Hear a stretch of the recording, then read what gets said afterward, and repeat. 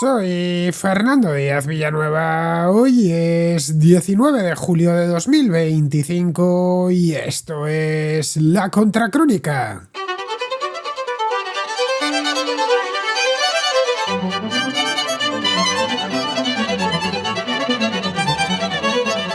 Bienvenidos a la contraportada, una contraportada que se ha hecho un poquito de esperar porque en las últimas 2 semanas estuve de viaje, la última eso sí, tuvimos contraplano y hoy tocaba contraportada.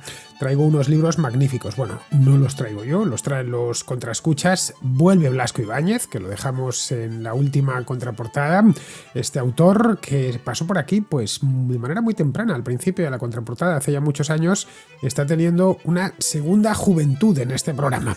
Bien, os voy a dar el número de WhatsApp para que enviáis vuestras notas de voz. Ya sabéis que este número está abierto a todos, pero tienen que ser notas de voz. Es decir, no me hagáis la crítica escrita, que alguno me la hace. Se ve que la escribe, no sé, en Microsoft Word y después la copia y la pega ahí. No, yo no voy a leer la crítica, esa la tenéis que hacer vosotros y además así os soltáis un poquito en la radio. El número de WhatsApp es el 690 82 7909. Con el 34 más 34 0034 por delante, que es el código internacional de España. Como os he dicho muchas veces, no os preocupéis, cuesta lo mismo enviar una nota de voz a un, lo digo por si estáis en el extranjero, a un WhatsApp en España, de Tailandia, de Alemania o del Reino Unido, que es donde me encuentro en estos momentos. El servicio es mundial. No hace falta que os lo recuerde la mayor parte porque lo sabéis bien. Bueno, el sistema ya sabéis cómo funciona. Me enviáis una nota de voz, tratándose de libros 3-4 minutos, más o menos, de que se escuche bien, eso sí, eso es importante, es decir, que se oiga alto y claro, que no haya ruidos de fondo, etcétera. Y si no tenéis mucha costumbre, pues os lo preparéis un poquito, no pasa nada, incluso podéis leerla, pero lo importante es que podamos oír todos vuestra voz. Y la enviáis. Yo la guardo, la clasifico, tengo una carpetita que se llama así, la contraportada, y cuando llega su momento, pues nada, la paso por aquí.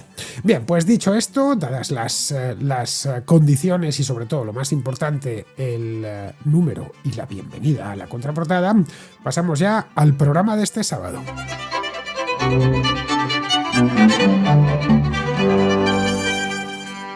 Empezamos con Rafa, que es un contraescucha de Córdoba, que nos trae más que un libro, lo que nos trae es un autor. Y dentro de ese autor, sus libros de divulgación histórica.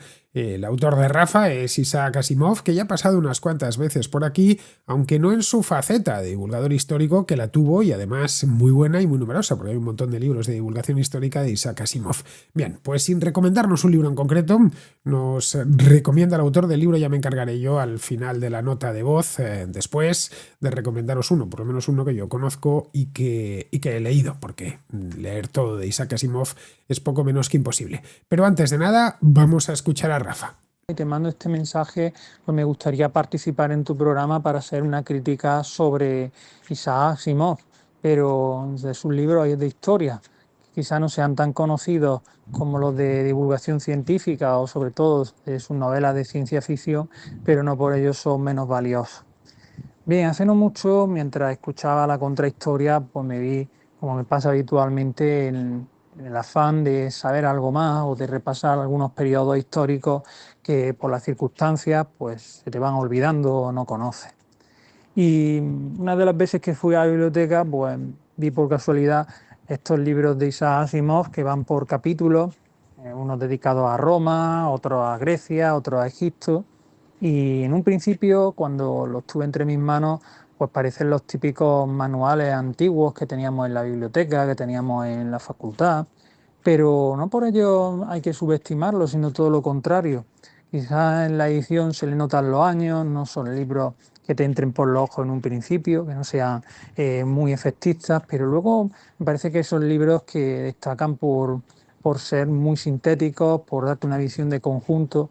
Y en ese sentido, no sé si a muchos contraescuchas les pasa igual que a mí, cuando quieres saber algo sobre un periodo histórico, te ves en la disyuntiva de decir, ¿qué elijo? ¿Algún manual que me dé un repaso, una visión de conjunto y ya una vez que tenga los datos y las ideas claras me voy a algo más específico? ¿O bien me centro más en un tema y empiezo a desarrollarlo aunque sea una lectura más compleja? No sé tú qué opinas al respecto, pero yo he estado leyéndome estos libros de divulgación histórica de Asimov y me han resultado, ya te digo, libros bastante recomendables que aconsejaría sobre todo a aquellos que no tengan grandes conocimientos o que quieran simplemente repasar sin mayor pretensión para luego a partir de ahí pues ir conociendo distintos periodos a través de novela histórica o de ensayos, de libros digamos más específicos. Y en ese sentido es por lo que considero a Isaac Asimov como un buen escritor también de historia. No sé qué opinas al respecto. Muchísimas gracias, como siempre, y un saludo a todos los contraescuchas. Como os decía antes, Asimov ha pasado varias veces por la contraportada. De hecho, este autor lo hace regularmente. Así, haciendo memoria, debería haber mirado el archivo del programa, que os lo pido yo muchas veces y luego yo soy el primero que a veces ni siquiera lo miro. El archivo de este programa es muy fácil, no tenéis que ir a iVoox ni a YouTube, que ahí es más complicado.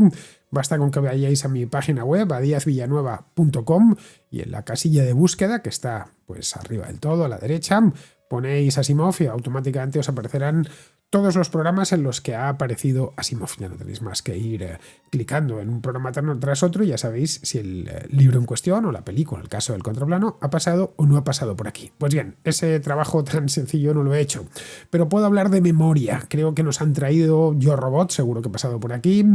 Pasó también la trilogía de la Fundación, pasó El fin de la eternidad y seguramente algunos más que han pasado por aquí en algún momento. No olvidéis que este programa de la contraportada llevamos ya, pues creo que desde el año 2017 haciéndolo, es decir, un montón de años. Bien, Asimov fue un fuera de serie, he hablado de él muchas veces aquí, de esos que aparecen pues cada cierto tiempo, cada mucho tiempo. Nació en Rusia y emigró con su familia a Estados Unidos, a Nueva York exactamente, pues cuando era un niño de corta edad. No sé si se lo llevaron a Nueva York con 2 o 3 años, una cosa así. Su pasión por la lectura, especialmente la ciencia ficción, que era lo que más le gustaba, le llevó a desarrollar una carrera literaria muy prolífica. Escribió, pues creo que son más de 500 libros, entre novelas, cuentos, ensayos, en fin, hizo un poco de todo. Pero Asimov, lo cierto es que no se formó como humanista, digamos, se formó como científico. Desde joven mostró un gran talento para las ciencias, se doctoró en bioquímica y fue profesor universitario toda su vida, buena parte de su vida. Pero su verdadera vocación, lo que realmente le gustaba, era la escritura. Comenzó a publicar cuentos en revistas, siendo pues muy jovencito, apenas un veinteañero, y ya no dejó de escribir sobre todo tipo de cosas pues hasta prácticamente el día en que murió. La obra de Asimov se caracteriza por ser extraordinariamente clara en todo, por su afición además a las cuestiones científicas. Tiene 2 grandes sagas. Una es la serie de la Fundación y la otra la serie de los robots.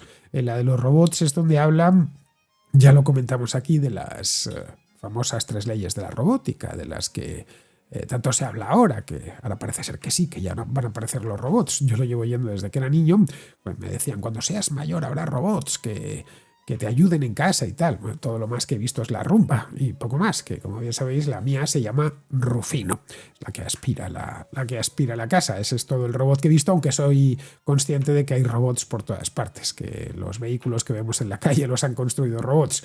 Lo que no tenemos todavía, más allá de en una fase muy experimental, son esos robots humanoides con los que yo desde luego y entiendo que Asimov también fantaseábamos cuando éramos niños. Bien, pues estas leyes, que ya digo, son bien conocidas, es esa de un robot no puede dañar a un ser humano, un robot debe obedecer las órdenes dadas por los seres humanos, siempre que no contradigan la primera ley, es decir, no se le puede ordenar a un robot que dañe a otro ser humano.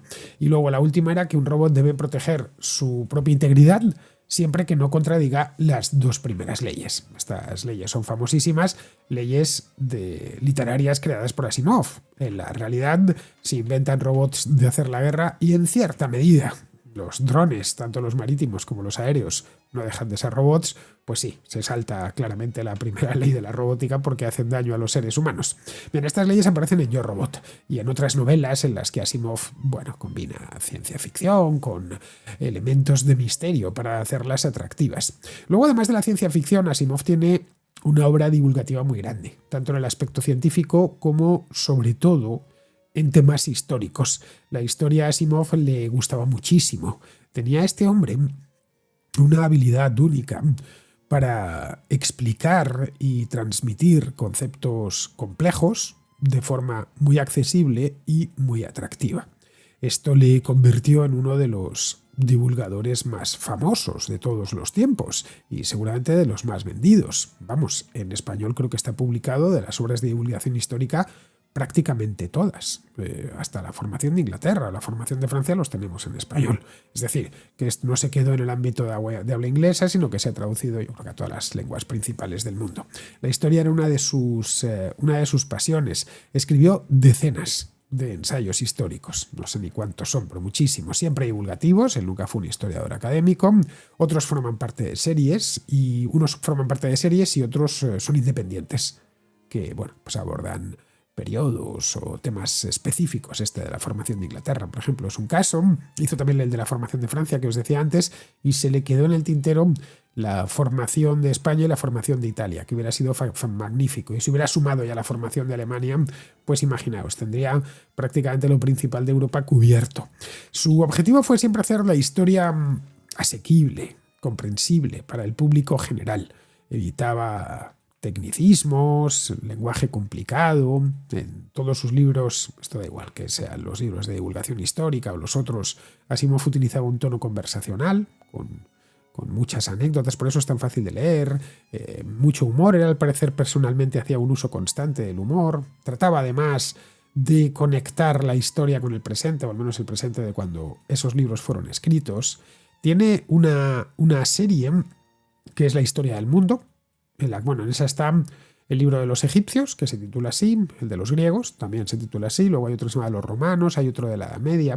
Sobre la antigua Roma, aparte del de los romanos, tiene otros dos. Uno es el Imperio Romano y el otro es la República Romana.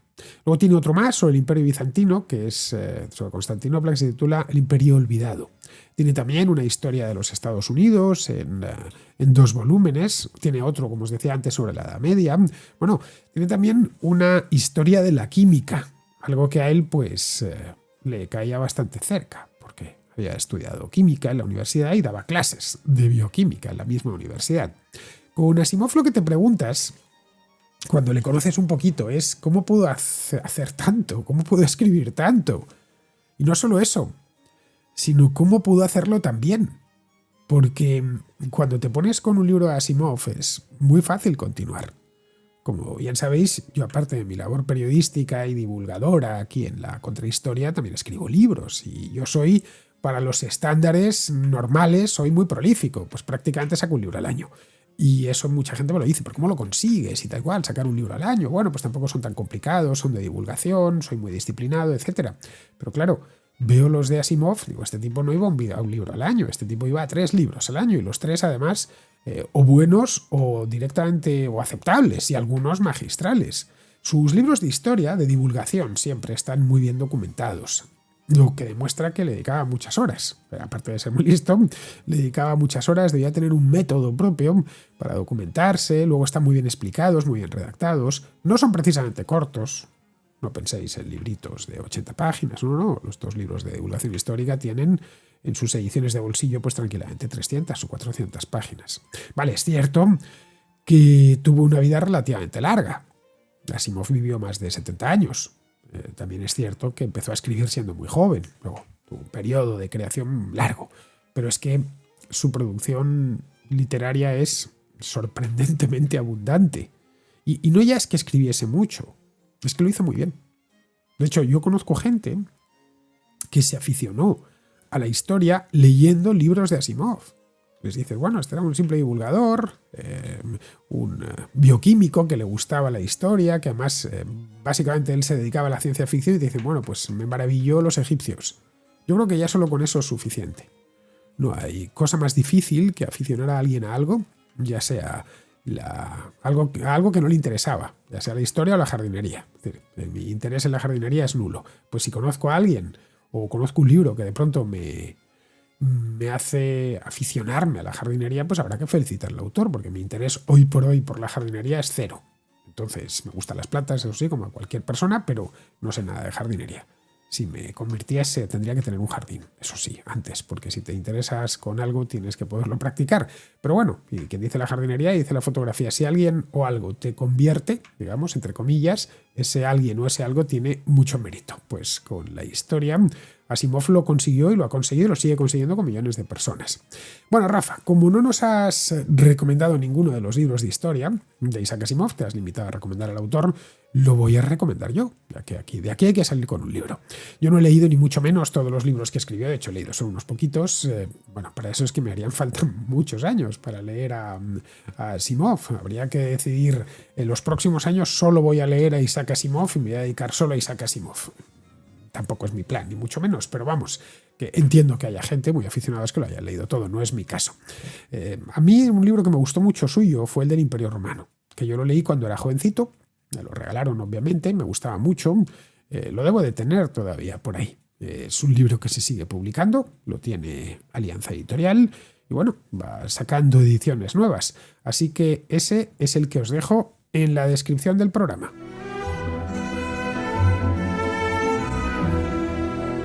Seguimos con Reyes, que es una contraescucha de Bilbao que nos trae una novela de Manuel Vicent. Y esta nota de voz va para la contraportada. Gracias por haber venido a Bilbao. Yo no pude ir, pero mandé a mi hijo, le firmaste el libro y bueno, enhorabuena por tu programa, a ti y a todos los que te oyen. Mira, yo quería, como he dicho, hacer una nota de voz sobre una novela de Manuel Vicent. Se titula Una historia particular y se ha publicado hace unos meses, entonces está casi recién salido de la editorial.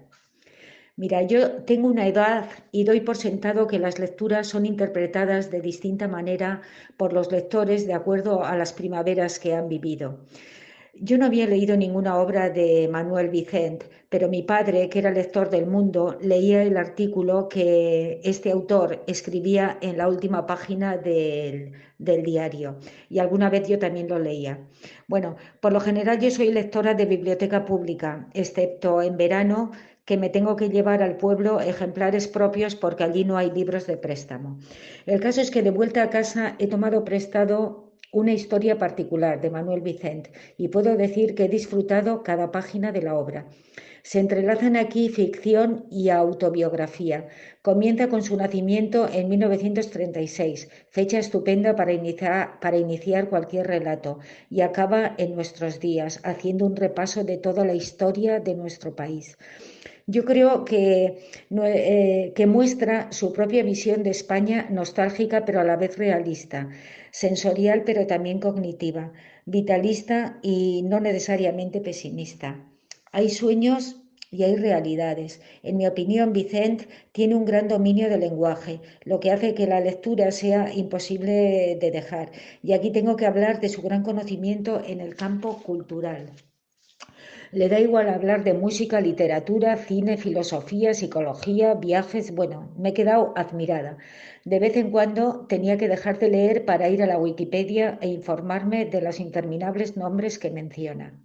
Me ha gustado en especial la relación que hace de sus viajes con la historia del momento de esos lugares que atraviesa.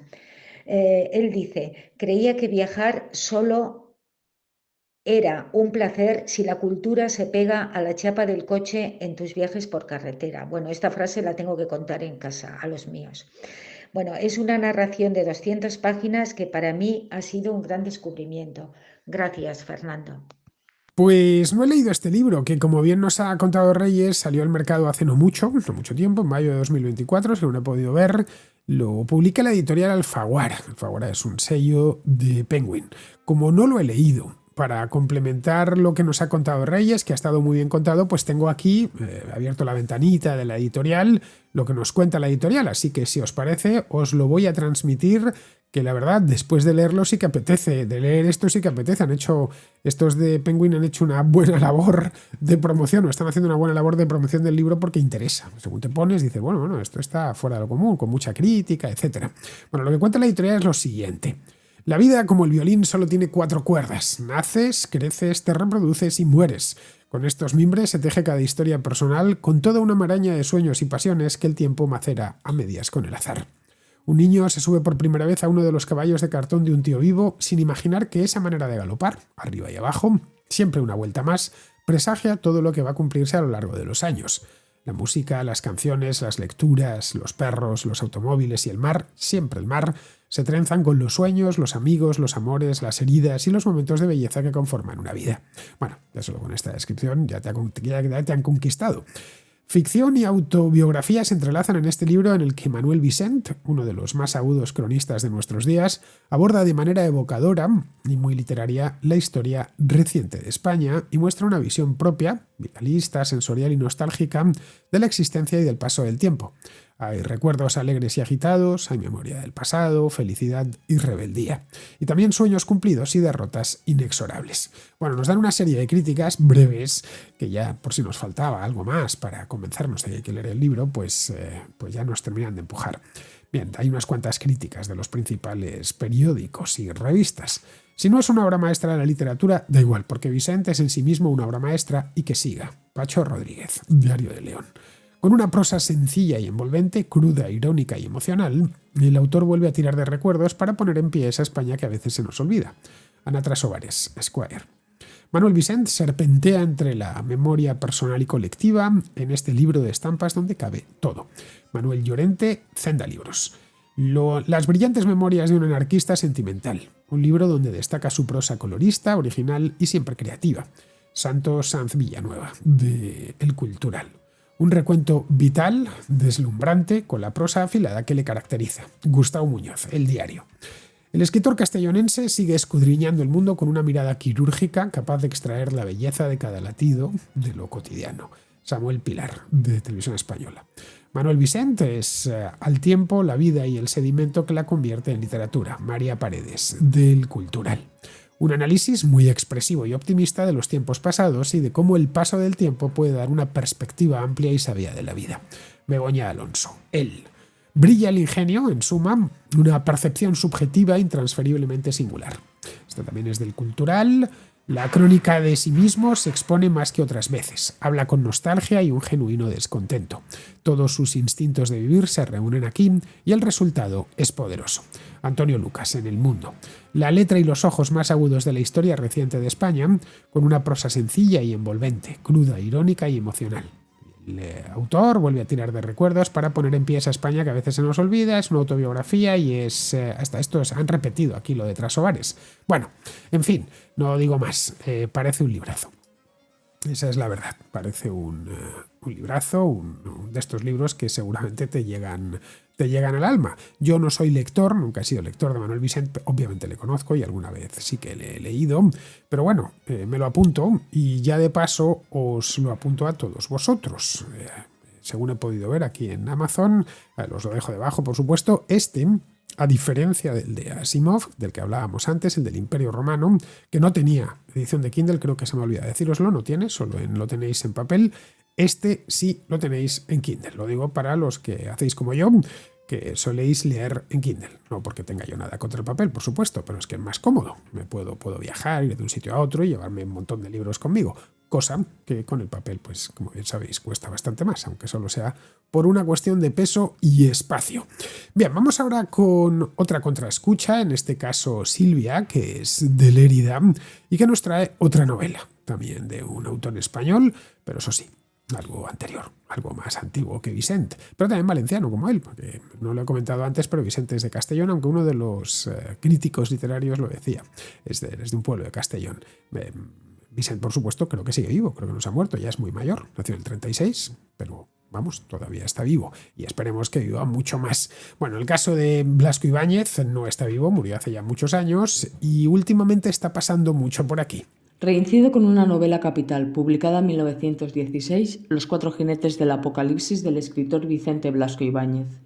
Hablemos primero del autor, el cual es un intrépido Hemingway a la valenciana, un absoluto personaje que no tiene pérdida, un agitador político que se vio envuelto en varios duelos y finalmente perseguido por la justicia, líder republicano, periodista, editor y fundador del periódico El Pueblo, urbanista, colono patagónico o guionista de Hollywood, entre otros oficios. Un escritor de la tierra aclamado por el gran público, que era lo que realmente le infundía valor y atrevimiento para abordar cada una de sus quimeras: el aplauso colectivo, la fama. Y si ésta podía venir bien regada de dinero, de mucho dinero, mejor que mejor. Estamos, por tanto, frente a un influencer de la época, pero es absolutamente entendible, porque su pluma es simplemente magistral, ya que escribe como si fuera un Fred Astaire bailando con un perchero. Hace fácil, muy fácil, lo difícil. Este libro, Los 4 jinetes del Apocalipsis, dan buena prueba de ello, hasta terminar considerando que es una crónica de la Gran Guerra desde una visión francófila. Porque al autor, el estallido de la contienda le pilló en París, donde fue para intentar hacer una escritura más comercial y poder recuperarse económicamente, por lo que, sin disponer de grandes recursos, decidió quedarse en la capital, donde recibió el encargo del presidente Poincaré, quien le dijo: «Quiero que vaya usted al frente, pero no para escribir en los periódicos. Eso pueden hacerlo muchos. Vaya como novelista, observe, y tal vez de su viaje nazca un libro que sirva a nuestra causa». Y así lo hizo. Una novela a través de la cual se filtran trazas biográficas, mientras aborda el hambre, la incerteza, el pánico, las penurias, el frío, la enfermedad, el clamor nacional. Y un muestrario demasiado afectado de la actitud salvaje y poco caballeresca de los alemanes. Hablemos ahora del título. Los macabros jinetes aparecen en el libro del Apocalipsis. Son alegorías destructivas que representan la gloria o la conquista, la guerra, el hambre y, por último, la peste o la muerte. Son una concatenación de hechos, ya que la conquista que trae la gloria comporta la guerra, que ocasiona hambre y esta, en última instancia, enfermedad o muerte. Solo con este acertado título ya sabemos lo que nos vamos a encontrar. La novela da comienzo desde una mirada transatlántica, cuando Argentina bien valía la expresión de hacer las Américas. Empezamos con Marcelo, un gallego trabajador que después de una vida dedicada a la tierra logra convertirse en un aparcero adinerado. Pero este gallego, en lugar de hijos, tenía 2 hijas, las cuales se casan con trabajadores del padre, una con un francés, la otra con un alemán. Con la muerte del patriarca y la gran finca dando resultados de modo constante, deciden los maridos regresar a sus respectivas tierras. A pesar de los entendimientos y los lazos familiares, el conflicto los posicionó en distintos bandos.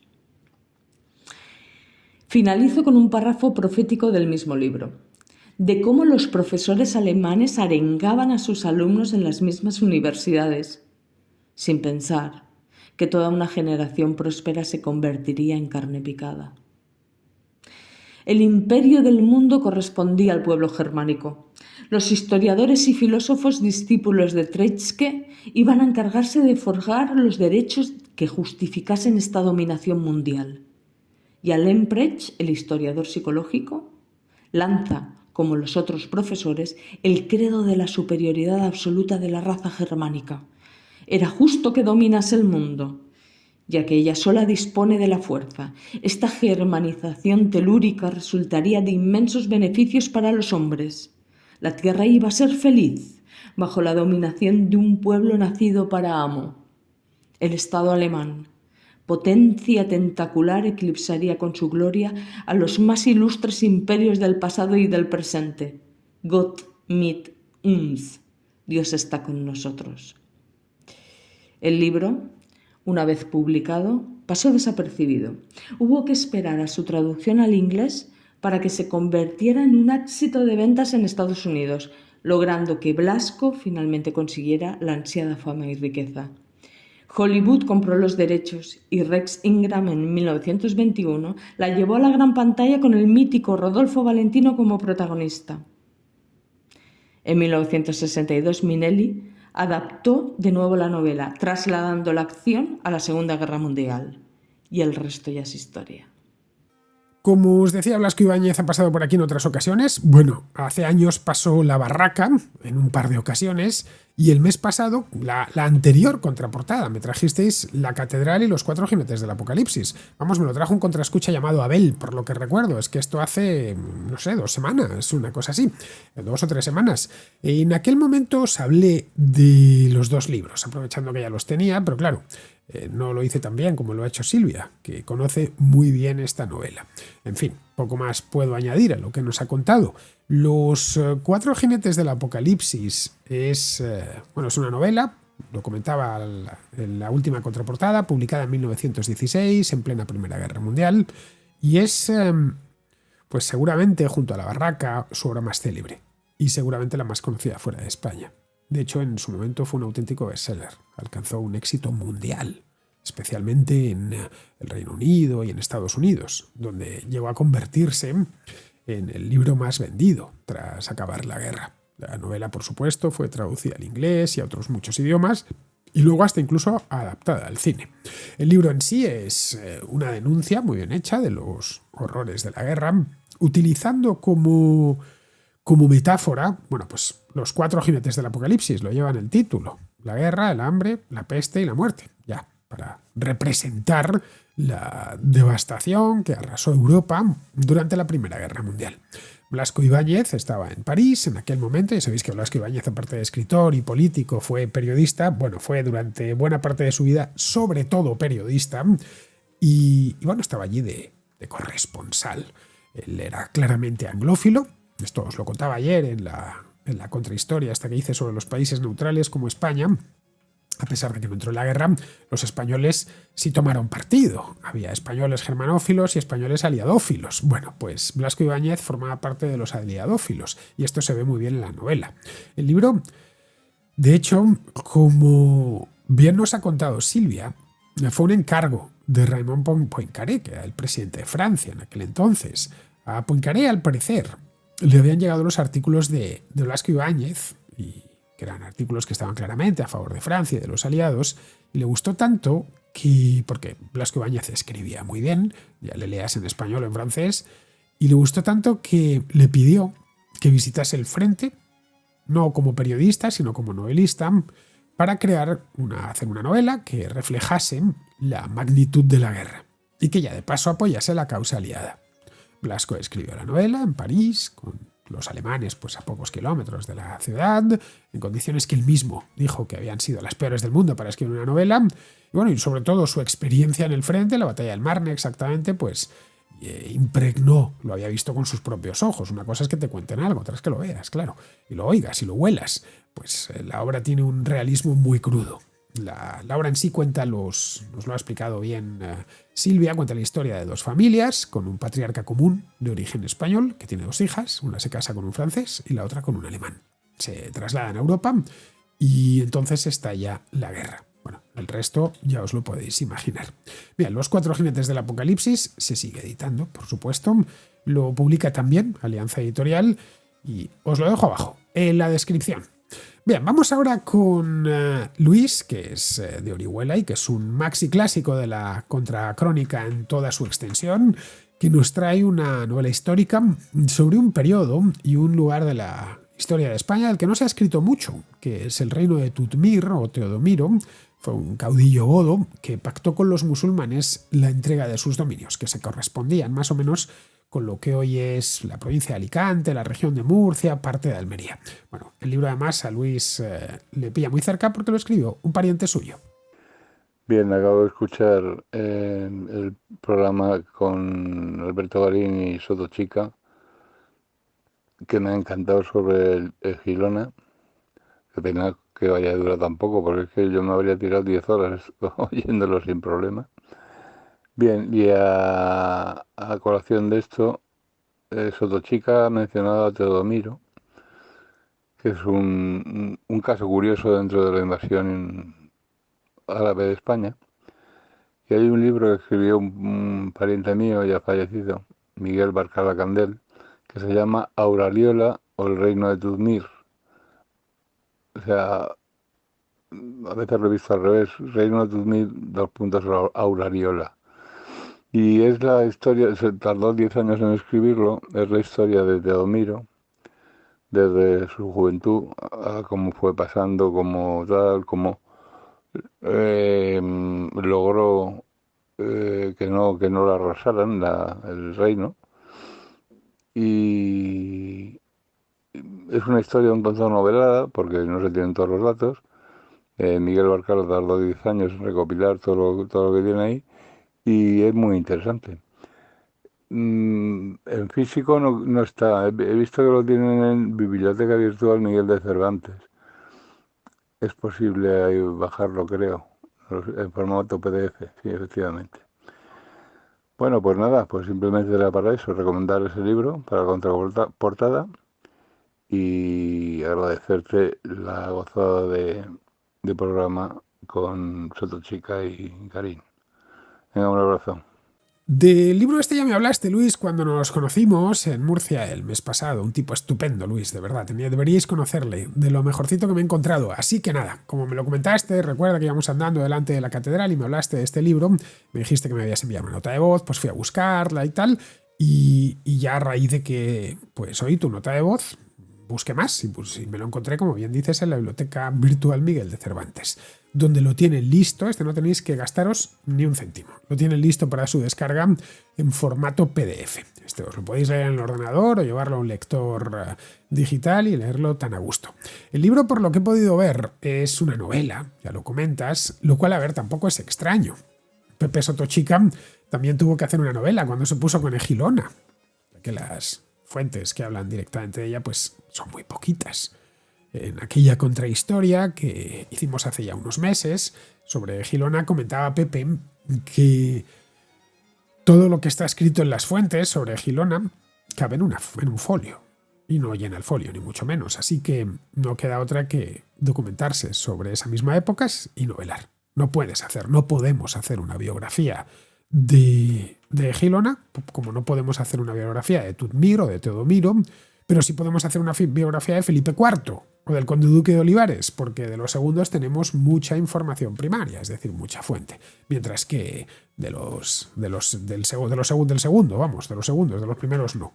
En una palabra, que es imposible hacer un ensayo histórico sobre ciertos periodos porque simplemente falta información a ciertas personas, información de primera mano. En el siglo VI o el siglo VII son realmente complicados, porque las fuentes son muy escasas. Otra cosa es que quisieses hablar pues, de la Hispania visigoda. Tienes fuentes muy escasas, pero hay referencias y sobre todo hay arqueología. Pero evidentemente la tumba de Teodomiro no se ha encontrado y tampoco no tenemos más referencias que unas poquitas que hay en las fuentes de la época. La historia de este hombre, de Tutmir, que es como le llaman las crónicas árabes, o Teodomiro, no es muy conocida. Y a pesar de que ilustra muy bien lo que fue la conquista islámica de Hispania y por qué fue tan rápida. El llamado Pacto de Teodomiro, que lo explicó un poco Pepe Sotochica en aquella ocasión, se firmó en el año 713, es decir, 2 años después de la batalla de Guadalete, y lo firmó Teodomiro con Muza.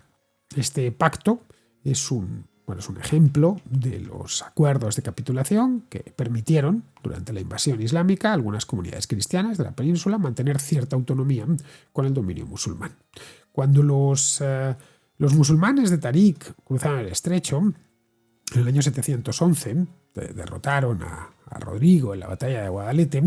Como bien sabemos, el avance musulmán fue muy rápido, pero en algunas regiones de la Hispania visigoda, los caudillos locales lo que hicieron fue negociar acuerdos con estos generales que venían del norte de África para evitar enfrentamientos, derramamiento de sangre, pueblos devastados, y preservar además parte de su autoridad. Esto lo explicaba bien Pepe, venía a decir, es que aunque el hecho de tener un ejército extranjero en tu territorio ya era un problema. Si lo tenías 3 años, los soldados vivían del país, te estaban saqueando los graneros, se estaban apoderando de las cabezas de ganado, los tenías viviendo del país, había que sacarlos de allí cuanto antes. Entonces o te enfrentabas a ellos y los derrotabas y entonces se marchaban, o llegabas o te derrotaban, es decir, les plantabas cara, resistías, te derrotaban y pues ya se quedaban, se hacían los dueños de aquello, o llegabas a un acuerdo. Lo que hizo Teodomiro, que era un noble visigodo que gobernaba toda esa región, sureste de la península ibérica, como he dicho antes, aproximadamente lo que es la actual región de Murcia, Alicante, parte de Almería, lo que hizo fue negociar con los musulmanes para salvaguardar la integridad de sus pueblos y ciudades y mantenerse como gobernante. El tratado se selló en la misma Orihuela. Murcia todavía no existía, no había sido fundada. Murcia la fundaron los musulmanes años más tarde. Mursilla se llamaba. Hace no mucho, el año pasado, os hice un vídeo de viajes de estos que hago, está en mi canal de YouTube, en el que hablo de la Mursilla musulmana en unas excavaciones que hay en el mismo centro de Murcia, no muy lejos de la catedral, que las tienen magnífico. Pero unas condiciones inigualables. Si vais por Murcia, ya sabéis, no falléis en... Uno cuando llega a Murcia piensa, no, la catedral, el palacio arzobispal, no. Un poquitín más allá tenéis estas ruinas que están debajo de la ciudad actual y están musealizadas perfectamente. Bueno, pues eso llegaría más tarde. Todavía faltaban muchos años. La ciudad principal en esa zona, en el Valle del Segura, era Orihuela, que era una ciudad de origen romano, que habían fundado los romanos en el curso bajo del río Segura. Bueno, pues según este pacto, según este tratado, Teodomiro y su gente podían mantener su religión, que era la cristiana. Podían mantener sus iglesias, sus propiedades, a cambio de aceptar la soberanía musulmana y de cumplir con ciertas obligaciones. Tenían que reconocer la autoridad del califa, por ejemplo, y de sus representantes. Los cristianos además tenían que pagar un impuesto anual, la yitzía esta, ya fuese en dinero o en especie, ¿no? Trigo, cebada, aceite, miel, etc., a cambio de protección y sobre todo del derecho a practicar el cristianismo. Realmente era por si quieres ser cristiano puedes serlo, pero tienes que pagar un impuesto por ello. Esto le permitía a Teodomiro conservar el gobierno de toda la región y de varias ciudades. Entre ellas estaba pues la propia Orihuela o Alicante y sus territorios circundantes. Y esto le permitía actuar como un gobernante, pues no independiente, pero sí semi-independiente. Los musulmanes, por supuesto, se comprometían y garantizaban que no atacarían a la población y confiscarían sus bienes, siempre que se respetasen los términos del acuerdo. Y lo más importante de todo, que sus mesnadas saldrían de ahí y dejarían de vivir de la tierra. El pacto de Teodomiro, que como veis es un buen punto de partida para una novela, no sé por qué no se ha escrito más, muestra la flexibilidad de los conquistadores musulmanes en las primeras etapas de la conquista, cuando ellos eran partidarios de que los conquistados se dejasen conquistar, es decir, preferían acuerdos pacíficos, cediendo algo para ir consolidando su dominio sin demasiadas bajas. Teodomiro, de hecho, el pacto no se rompió, siguió gobernando su territorio hasta su muerte, que llegó mucho más tarde, y toda esa zona sureste de la península mantuvo cierta autonomía durante décadas.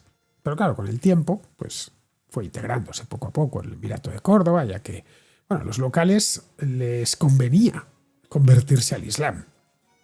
El número de cristianos fue descendiendo generación tras generación y cuando ya en el siglo XIII Jaime I de Aragón reconquistó Murcia, lo hizo en nombre de Alfonso X de Castilla, pues ya apenas había cristianos allí. Pues nada, lo que os voy a dejar es el enlace al PDF en la biblioteca virtual Miguel de Cervantes. No tenéis más que pinchar en él, se os descargará y os podéis leer el libro que nos recomienda Luis. Entre tanto, pues nada, aquí ya terminamos y como todos los sábados os emplazo a que regreséis por aquí mañana.